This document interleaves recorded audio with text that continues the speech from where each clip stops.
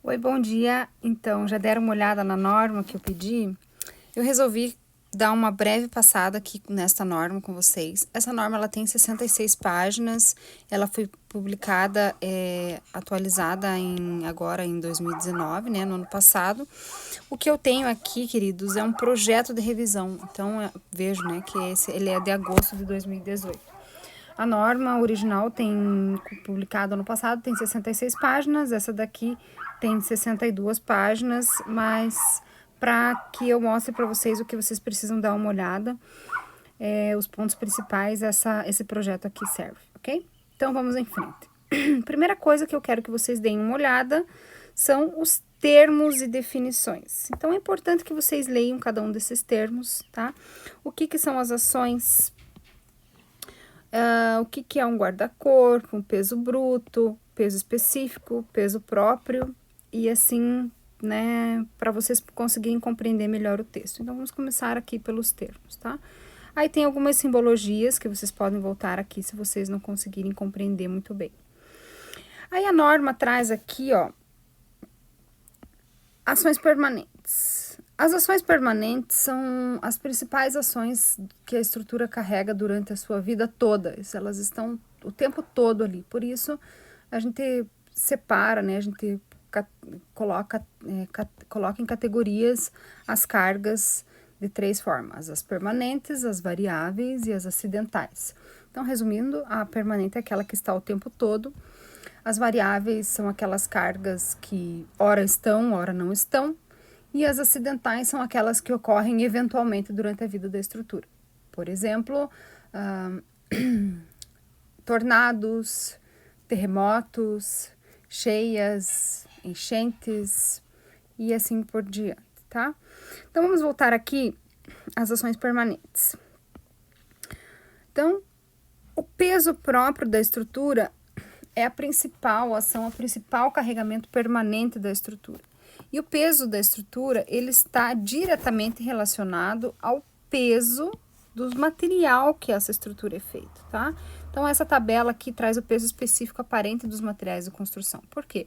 Se eu tenho uma estrutura feita de madeira, ela terá um peso. Se eu tenho uma estrutura feita de blocos de concreto estrutural, ela terá outro peso. Se eu tenho ela de concreto armado, com tijolo furado, ou de tijolo maciço, enfim, a gente precisa considerar o peso desses materiais.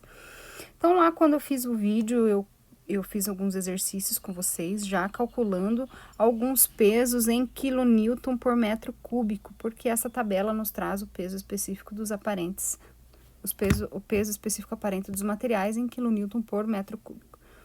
Vamos lá, vamos ver alguns exemplos. Vamos começar aqui, ó. Rochas naturais. As principais rochas que a gente usa são o granito, né, o mármore e calcário. Então, eles têm em torno de 28 quilonewtons por metro cúbico, é o peso. Os blocos artificiais e pisos. Aí, aqui nós temos vários, né? A gente usa quase todos eles aqui. Então, primeiro, os blocos vazados de concreto, né? Que são aqueles blocos de concreto que tem os buracos no meio, que são tradicionalmente usados para muros, para fazer algumas paredes, enfim. Os blocos cerâmicos furados, que é o nosso tradicional, né, tijolo furado. Até vou colocar uma estrelinha aqui do lado dele, que a gente usa bastante esse número 13, né, 13 quilonewtons por metro cúbico. Temos também os blocos maciços, né, os tijolos maciços. Os blocos de vidro usamos bastante também, né, em algumas paredes da nossa casa, enfim, tá? Então, esses aqui são os principais que a gente usa, certo? Agora, vamos ver aqui no próximo, as madeiras. As madeiras, tem vários tipos de madeiras. Eu pulei um aqui, vou botar um aqui pra cá.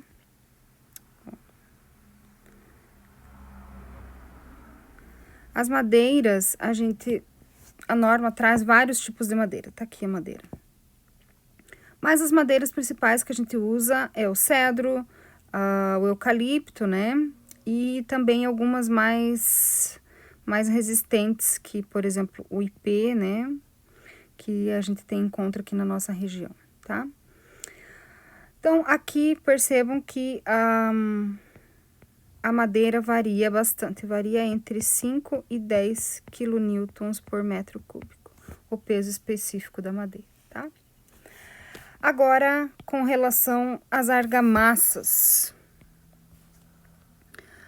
Os exercícios que eu fiz na aula, no vídeo passado com vocês, eu coloquei o peso do concreto armado, certo? Eu não tirei, não imaginei o peso. O peso eu tenho na minha cabeça, que é aqui dessa tabela. O peso do concreto armado é 25 quilonewtons por metro cúbico, tá? O peso do concreto simples é 24. E aqui das argamassas, né? A nossa argamassa de cal, cimento e areia pesa 19, argamassa só de cimento e areia entre 19 e 23, dependendo do traço, e assim por diante, tá? Vamos seguindo. Temos os metais também, né? Aqui alguns metais, então só para vocês terem uma ideia, né? Como o alumínio é leve, né? Em relação às outras ligas metálicas, né? Então, em relação as ligas de chumbo ou até mesmo de aço, tá? Então, por isso, essa diferença aqui entre o concreto simples e o concreto armado, porque o aço tem um peso bem maior, né, do que o concreto simples. Aí, aqui tem vários outros tipos de madeira, tá? Que antes a norma de 1980, ela não tinha esse tipo de divisão aqui, né? Os aglomerados, as madeiras laminadas, enfim. Então, são coisas novas aqui dessa norma, o que ajuda também muito a gente na hora de determinar as cargas, tá? Aí, aqui a gente tem o peso mais especificado, né? O peso de componentes construtivos. Então, temos o peso de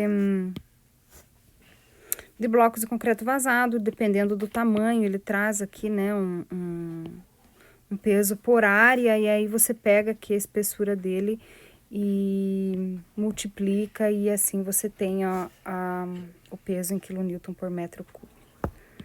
Então, aqui tem alguns exemplos, tá? Drywall também é uma coisa que, tá aqui o drywall, ó, é uma coisa que a norma antiga não trazia, as divisórias, os caixilhos, enfim. Então, essa norma, ela tá bem mais detalhada agora. Aqui tem os pesos devido a materiais de armazenagem, tá?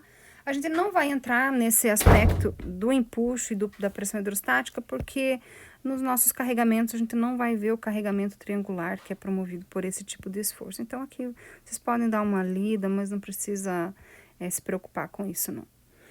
Aqui que é importante a gente ver agora, tá? Por quê? Porque essa tabela aqui traz para nós as cargas variáveis, tá? Então, aqui das ações variáveis, ó.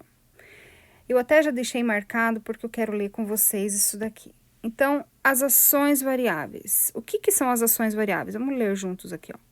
As estruturas devem ser projetadas para suportar as cargas variáveis indicadas na tabela 10, que é a tabela que está ali embaixo. As áreas sujeitas às várias categorias de utilização devem ser calculadas para a categoria que produzir os efeitos mais desfavoráveis.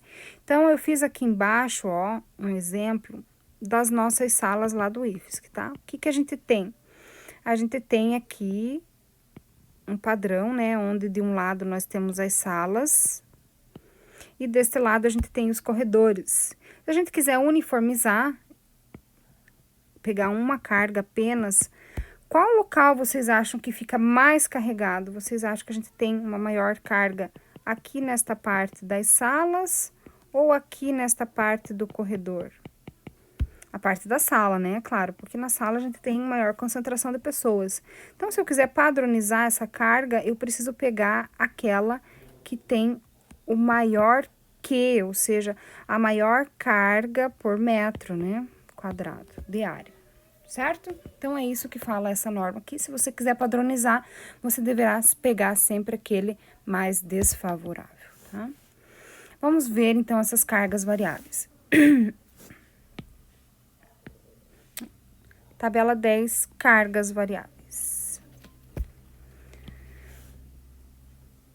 Então, nós temos aqui aeroportos, arquibancadas, áreas, né, técnicas, que seriam as áreas de utilização dentro dos edifícios, que seria o barrilete, sala de ar-condicionado, sala das baterias, centro de processamento, casa de máquina de elevador, enfim, a gente não vai ver isso, mas só para vocês verem o que existe aqui, tá? Balcões residenciais, corporativos, né? São as sacadas, varandas e terraços. Utilização para bancos e agências, ó, bibliotecas, centro de convenções, cinemas, clubes, depósitos e principalmente, gente, o que a gente vai usar é esta parte aqui, ó, edifícios residenciais, tá? Então, vamos utilizar aí uma carga compreendida entre 1 e 3, né? Tá? Mais ou menos isso que a gente vai usar aqui nos nossos projetos, tá? Lembrando sempre que essa carga aqui, ela é um Qzinho. Opa! A gente representa ela como um Qzinho minúsculo e a unidade dela é em quilonewton por metro quadrado, tá? Porque a gente vai ter, por exemplo, a área do dormitório, né? A área do sótão, tá? Então, por isso, o peso dela que a norma traz é em quilonewton por metro quadrado. E assim por diante temos, né, os edifícios corporativos, comerciais, industriais, as escolas, as garagens, enfim, tá? Hospitais, hotéis, jardins, restaurantes, supermercados. E aqui tem aqui um texto, né, que traz algumas observações quanto a essas cargas, tá? Então era isso, gente, que são os principais pontos que eu gostaria que vocês dessem uma olhada, tá? A gente vai usar basicamente essas duas tabelas acima, mas aqui a norma traz bastante coisas interessantes que vocês quiserem, né, tiverem tempo, deem uma olhada. Tem, por exemplo, as cargas variáveis em cobertura, como que a gente considera quando a água empoça na cobertura, as ações dos veículos, né, como que a gente projeta uma garagem, as forças, quais são os tipos de forças que tem, tá? Então, deem uma olhada nessa norma, se vocês tiverem tempo, ela é bem interessante, ela foi atualizada ano passado e traz umas coisas bem legais, tá? Então, era isso. E só falando do exercício lá que eu deixei como desafio para vocês, vocês podem utilizar essa norma como base ou podem procurar outros vídeos do YouTube, enfim, fiquem à vontade. Quando a gente for falar mais para frente dos tipos de carregamento de laje, eu vou ensinar para vocês como que a gente faz, tá? Mas aí fica um desafio para vocês. Então, era isso por hoje. Muito obrigada. Uma boa semana para vocês e até.